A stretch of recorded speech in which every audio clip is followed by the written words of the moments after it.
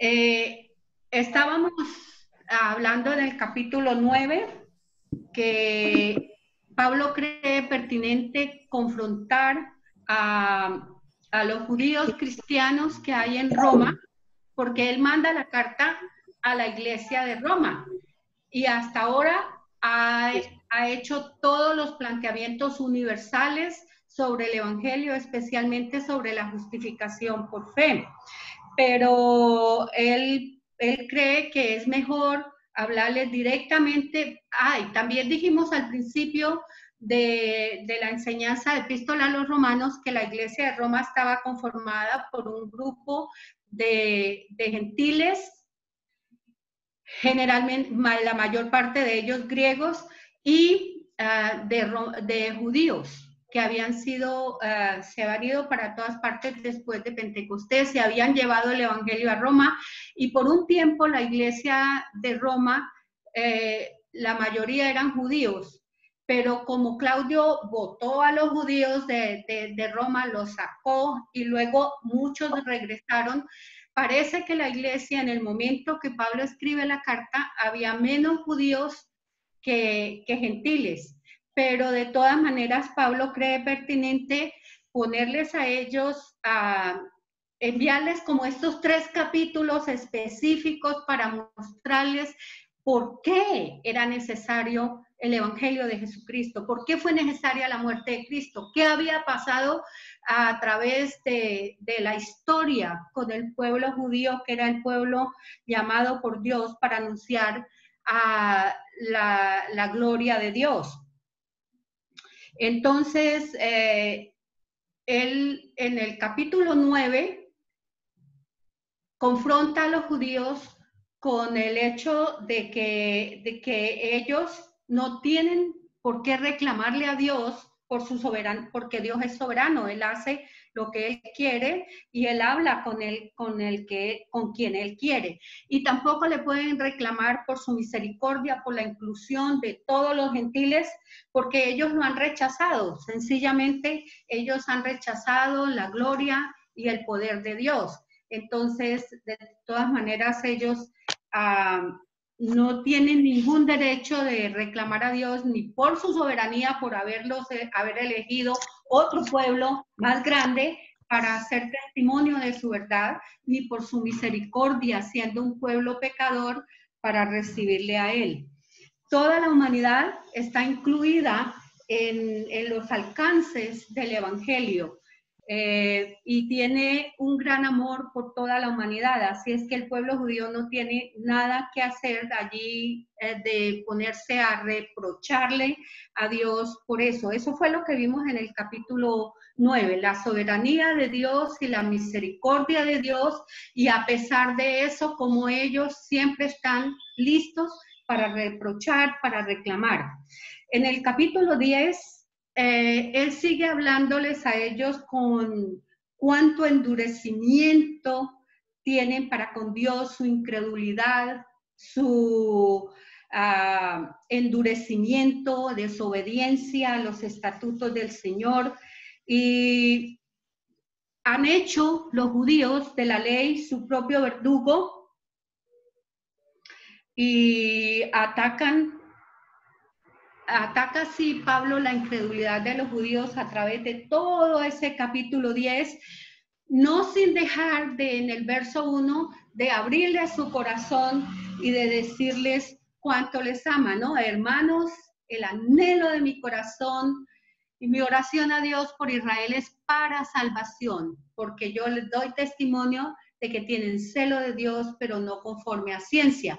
El verso 1 especialmente es que él tiene un anhelo de que los hermanos judíos conozcan el Evangelio. Y yo allí vi la primera pauta de evangelismo, porque él también está enseñándoles a los hermanos judíos que están en la iglesia de Roma que deben ganar a los demás para Cristo, que los demás hermanos judíos merecen recibir el Evangelio. Por eso en la tesis de la epístola dice al judío primeramente y también al griego. Entonces, en el capítulo en el versículo 1 nos da la primera pauta para evangelizar. La primera cosa es sentir anhelo, sentir el deseo en el corazón de que otro conozca el evangelio. Si nosotros pensamos que cada ser humano a nuestro alrededor es alguien por quien Cristo murió, nosotros tendremos el anhelo de que también conozcan a Cristo. Y eso es lo que él dice, el anhelo de mi corazón. Además, él tenía la responsabilidad, sentía la responsabilidad. Dice, el anhelo de mi corazón. Y allá dice, yo prefiero, en el capítulo 9, dice, yo desearía ser anatema para que ustedes conozcan al Señor. Entonces, es anhelar, sentir el deseo, mirar al otro como alguien por quien Cristo murió y también orar. Tres hechos, anhelo del corazón, deseo que conozcan al Señor Jesús y darles testimonio y también orar por ellos. Son 3 pautas para la evangelización que nos da desde el primer versículo, porque todo el capítulo no solo muestra, y es interesantísimo como él va mostrando y mostrando y mostrando la incredulidad, el endurecimiento, la falta de fe de los judíos, y les está diciendo, pero hay que anunciarles, hay que hablarles, hay que decirles que necesitan conocer el amor de Dios. Los 3 versículos siguientes, versos 3 al 2, 3 y 4, vemos que en primer lugar ellos estaban sinceramente equivocados. Dice que yo doy testimonio de que tienen celo de Dios, pero no conforme a ciencia. Eso está diciendo, ustedes están equivocados. Sí han tenido celo de Dios, han tratado de buscar a Dios, pero no con conocimiento real de Dios. Están buscándolo a través de hechos, de obras, pero no conforme a como Dios quiere, que lo conozcan a Él. Tienen celo ciego de Dios. Y es un celo infructuoso, ¿no es cierto? Si habían enfrascado en ceremonias, en ritos, en oraciones, en imponerle a los demás todas estas cosas, hasta que llegaron a fanatizarse. Así que cuando Jesús llegó, había un grupo de judíos llamados los fariseos, al cual Pablo también perteneció, que eran fanáticos. Y el que no cumplía la ley, pues casi estaba destinado a morir. Fanatizarse no es bueno, ¿no es cierto? Y ellos, en su fanatismo, por eso dice Pablo, no conforme a conocimiento real. No conforme a ciencia quiere decir no conforme a un conocimiento lógico. Es un conocimiento fanático que tienen de cumplir y hacer cumplir la ley. Y luego, al llegar al el verso 3 dice, porque ignorando la justicia de Dios y procurando establecer la suya propia, no se han sometido a la justicia de Dios. Ese es el problema. No conocen a Dios de acuerdo a cómo Dios quiere salvarlos, sino de acuerdo a cómo ellos creen que debe hacerse las cosas o funcionar en la misma religión. No se han sujetado a la justicia de Dios, ni la conocen, establecen su propia justicia. Y qué terrible es cuando yo me disculpo diciendo, no, es que, y muchos inclusive oran, Señor, es que tú no me quieres, ¿por qué me haces esto? Cuando pasa una cosa, increpan a Dios. Y eso era lo que ellos hacían. Establecían su propia justicia, decían, ¿cómo es que yo cumplo la ley y las cosas no me salen bien? Porque la cumplían de acuerdo a su manera de pensar, no como Dios quería que ellos hicieran las cosas. Entonces, por eso cuando llega al versículo 4, Pablo exclama, bueno, esto se acabó la cosa. Cristo es el fin de la ley, para justicia a todo aquel que cree. Entonces, ¿cuál ley? Esa institución, la ley que él llama aquí, vacía, llena de ritos y de ceremonias, pero nada de lo que a Dios le agrada. Es esa ley la que se acaba, ¿no es cierto? La ley como ellos la vivían y entendían tiene su final en Cristo. La justicia propia por las obras de la ley nubla la justicia de Dios. Ve que en el 3 dice que establecieron su propia justicia. La gente de todos los credos que es legalista, que obra para sentirse bien o que se fanatizan, no están en el camino correcto, porque no conocen la verdadera justicia, que es la justicia de Dios. Isaías 64, 6b nos dice que nuestras justicias son como trapos de inmundicia. Y realmente eso es. Entonces Pablo en el capítulo 7 nos ha dicho también que hemos muerto a la ley mediante el cuerpo de Cristo y que hemos quedado libres de la ley. Nuestra relación con Dios tiene el camino de la fe que justifica por gracia. Así hablando, la ley quedó abolida por el poder del Evangelio. Y Cristo es el fin de todo aquello que nos producía muerte y condenación. Si notan en estos 3 versículos, comenzando con 9:32, tenemos varios contrastes que Pablo nos muestra. En el verso 32 habla de fe y obras. En 10:3, la justicia de Dios y nuestra propia justicia. 2 contrastes allí tremendos. Y en el verso 4, Cristo y la ley. Y por supuesto, la fe, la justicia de Dios y Cristo son el camino a la justificación. Entonces, los versos 5 al 13, tenemos que los judíos no entienden la justicia de Dios en términos de la gracia. Vamos con 5, sí. Porque la justicia que es por la ley, Moisés escribe, a ver, cómo hago? El hombre que haga estas cosas vivirá por ellas, porque Moisés escribe que el hombre que practica la justicia que es de la ley vivirá por ellas. Pablo aquí, en este verso 5, y luego del verso 5 nos da una cita de Levíticos 18:5, donde Moisés dice, noten que Levíticos es el libro de las ceremonias, de los estatutos, de los ritos, de la institución sacerdotal, de los levitas, del tabernáculo, de todo eso. Y después de haber creado toda esta institución de adoración, Moisés les dice, el hombre que hace todo lo que Dios dice, todas sus ordenanzas vivirá por ellas, en Levíticos. Eso dice aquí el versículo 9, y eso era lo que estaba establecido. Pero el verso 6 dice, pero la justicia que es por la fe, dice que no debemos, como allí en Deuteronomios, dice, no debemos pedir que se nos presenten pruebas, que nos traigan pruebas del cielo o del Seol o del abismo, del otro lado del mar, evidencias de la obra de Cristo. Esa no es la justicia de la fe. Entonces, la justicia de la ley es el que cumplía eso, viviría por ellas. Y la justicia de la fe no es que yo tengo que tener pruebas, evidencias aquí en la mano. Yo tengo que creer.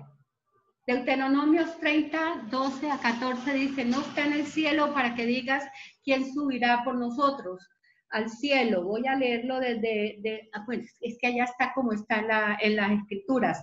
Ni está al otro lado del mar para que digas quién pasará por nosotros al mar para que nos lo traiga y nos haga oír a fin de que lo cumplamos. Porque muy cerca de ti está la palabra en tu boca y en tu corazón para que la cumplas. Esa es la justicia de la fe. Es que oigamos la palabra, la pongamos en el corazón y obedezcamos al Señor. En cambio, la justicia de la ley, según Levíticos 18:5, decía, bueno, tiene que cumplir esto, esto, esto, esto y esto para poder vivir. Y ellos empezaron a tratar de hacer todo eso. Pero cuando ya llegamos a Deuteronomio, que el pueblo estaba, voy a arreglar esto, perdón.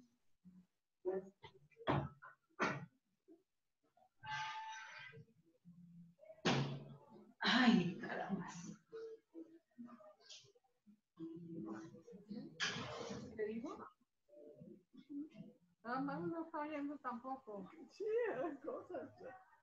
Yo leo, pero yo no oigo. Bueno, me disculpan porque estaba habiendo unos ruidos raros aquí atrás de mí. Bueno, pero cuando llegamos a Levíticos, él empieza a hablar de cumplir desde el corazón los mandamientos de Dios. Y esto empieza a ejercer o hacer un cambio realmente de las obras estrictas de la ley a la justicia de Dios por fe.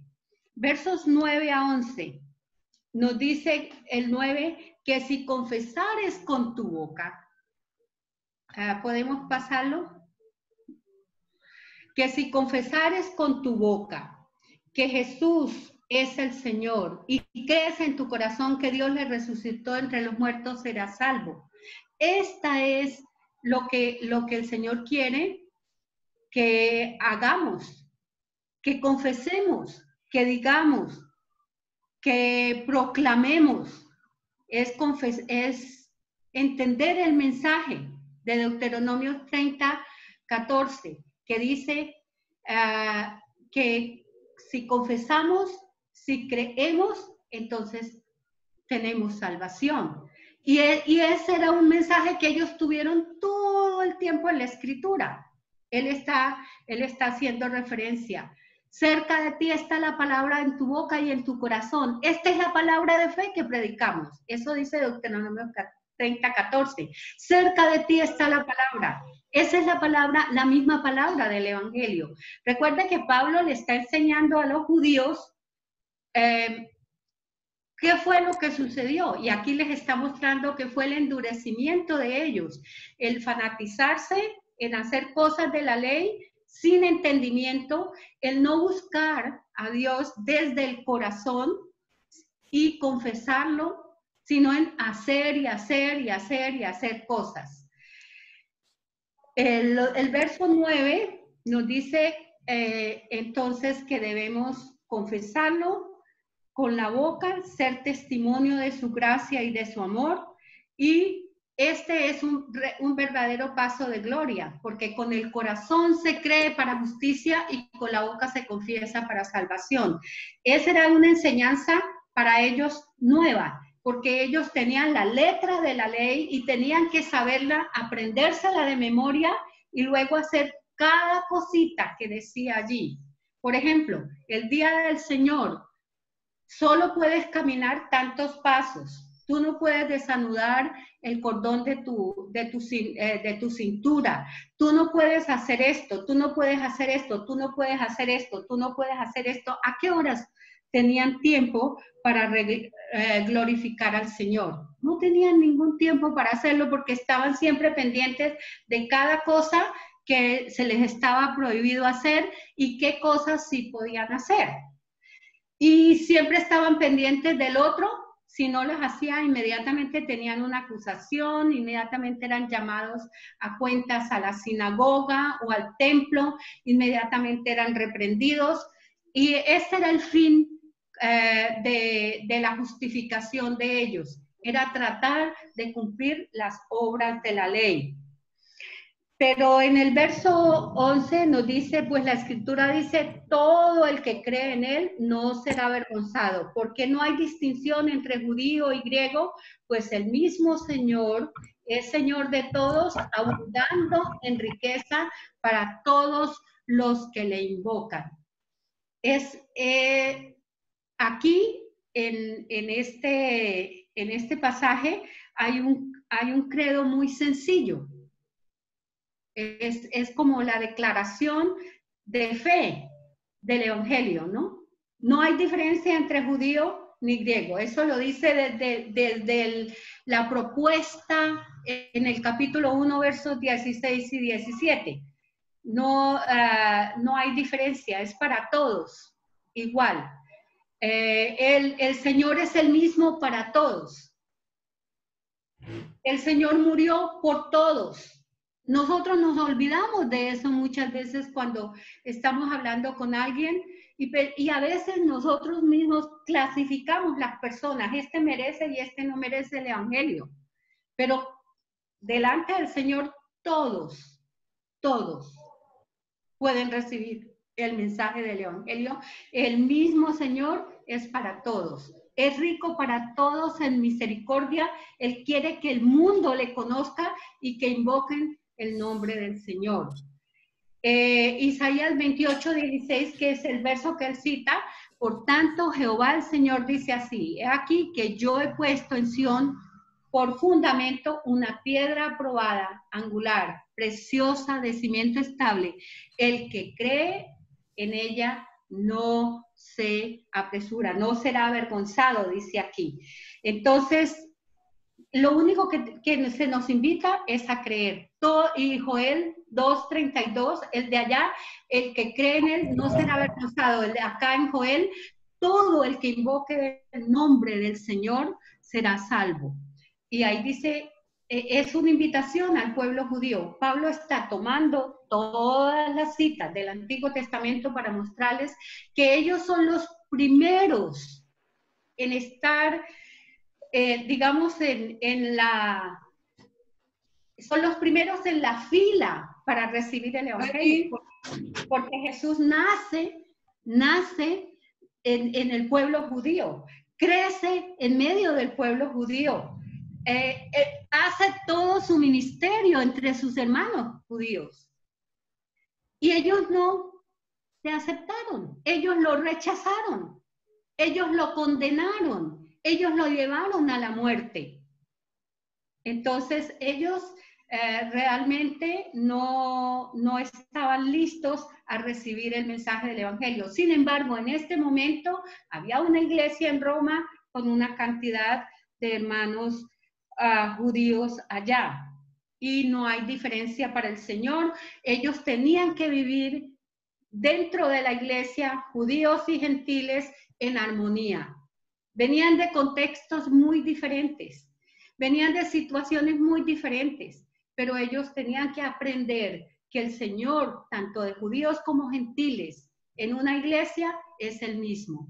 Por eso no hay cosa más linda que la comunión de los hermanos en el cuerpo de Cristo, que es su iglesia. Eso es una cosa preciosa. Cuando alguien dice, no, es que yo ya me cansé de la iglesia, o es que me defraudó, o es que esto, yo digo, es que ese no fue un invento humano, ese fue un invento del Señor. Él lo dio para darnos todo ese espacio de comunión, de compartir, de entendernos y de saber que la humanidad es una sola en el amor del Señor, que Él los ama a todos. Versos 14 y 15, que son como el, digamos, dentro del pasaje, son como el pasaje que nos muestra cómo evangelizar, ¿no es cierto? O mejor dicho, la razón para evangelizar, o la tarea de evangelizar, o la responsabilidad que tenemos por esto. Dice, ¿cómo pues invocarán en aquel en el cual no han creído? Y yo comencé al revés.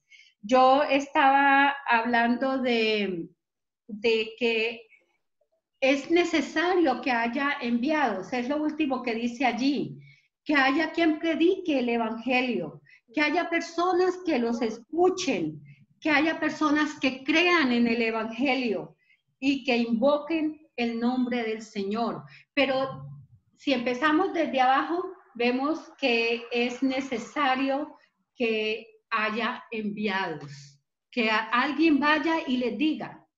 Yo no sé, pero cuando uno se sienta en un taxi, uno quiere decirle al taxista si alguna vez ha ido a una iglesia cristiana. Y en cualquier reunión donde no son cristianos, uno siempre está pendiente de un momento donde pueda decirles que hay una solución, que Cristo está dispuesto para amarle, para perdonarle y para hacerlo su hijo. Pero a veces nos cuesta tanto trabajo. ¿Cómo invocan si no han creído? El que no cree no puede invocar el nombre del Señor. Pero ¿cómo creen si no han oído el mensaje? ¿Y cómo puede oír si no hay quien les diga nada? No tiene que ser el predicador de la iglesia, es cada quien que ha recibido el mensaje. ¿Y cómo predicarán si no hay enviados? Entonces, oyendo y viendo, leyendo todo lo que ustedes enviaron en esta ocasión en las tareas, yo recibí mucha bendición, realmente. Juan Manuel y Doreide y Gladys y Jaime hablaron de la presencia del Espíritu Santo. Sí, Él es como ese motor que nos pone en alerta todo el tiempo para ver la necesidad que otro conozca de Cristo.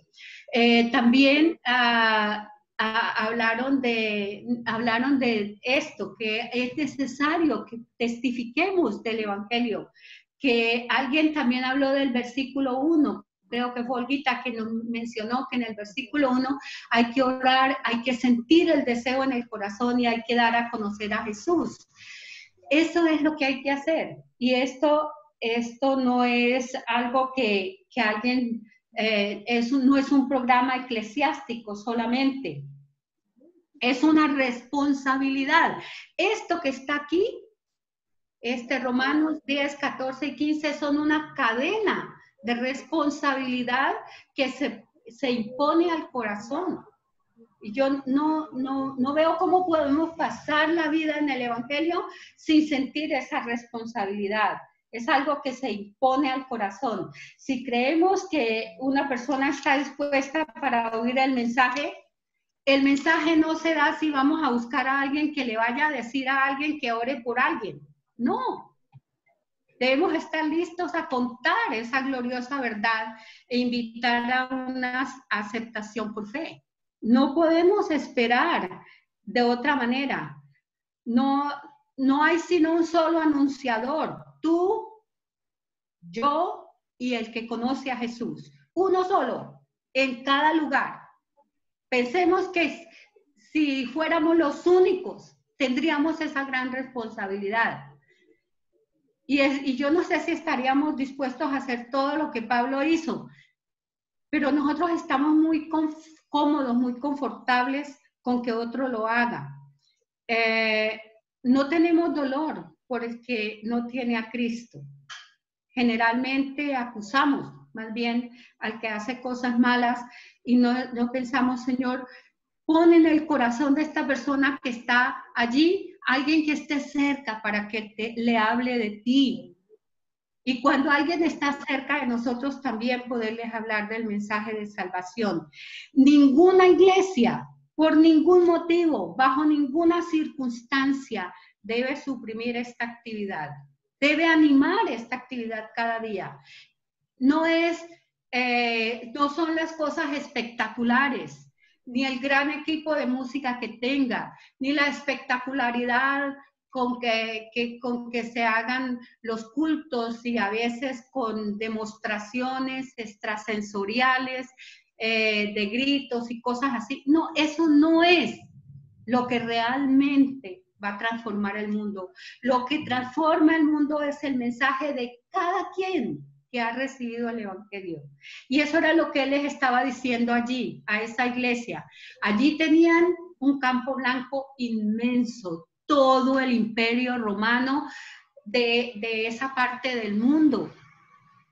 Toda la parte del mundo que no había sido evangelizada, porque Pablo todavía no había ido a Roma. Había una iglesia y él quería ir a Roma y de ahí ir a España. Eran de pronto las únicas partes que faltaban. Pero cada quien es responsable. Eso es una cadena de responsabilidad y yo tengo esa responsabilidad. Si no creen, ya no es mi problema. Eso es parte de la obra del Espíritu Santo, pero mi responsabilidad es comunicar el mensaje del Evangelio, es confesar, es vivir, es dar a conocer que tenemos el Evangelio. El verso 15 termina con esto tan bonito que está en Isaías 52:7. Cuán hermosos son los pies de los que anuncian la paz, de los que anuncian las buenas nuevas. Y yo le decía, vos no solamente los pies, todo el ser, ¿no? Cuán hermosa es la persona que está lista a hablar. Muchas veces no puede hablar de Cristo, pero a hablar de tal manera que las personas saben que esta persona tiene algo diferente. A vivir de tal manera que las personas puedan decir que ellos tienen algo diferente. A responder de tal manera que puedan ver a Cristo. Ese es el mensaje del Evangelio. Está en la mente de Pablo desde el comienzo, que así es el mensaje del Evangelio. Ahora vamos al último punto y es los versos 16 al 21. La lección de hoy no es tan larga, ¿no? Desde la ascensión del Señor en los días de cerca de Pentecostés, cuando el Señor ascendió al cielo, en el hecho mismo de Pentecostés y también en lo que siguió de ahí en adelante, Pedro predicó el Evangelio 3,000 personas que estaban en Jerusalén conocieron a Jesucristo, y luego 5,000, y luego hay un despertar de iglesia, y vienen griegos y vienen todo tiempo, y tienen que hacer grupos de diáconos para que ellos les sirvan a la iglesia. Y luego en el capítulo 9 del libro de los Hechos viene la conversión de Pablo.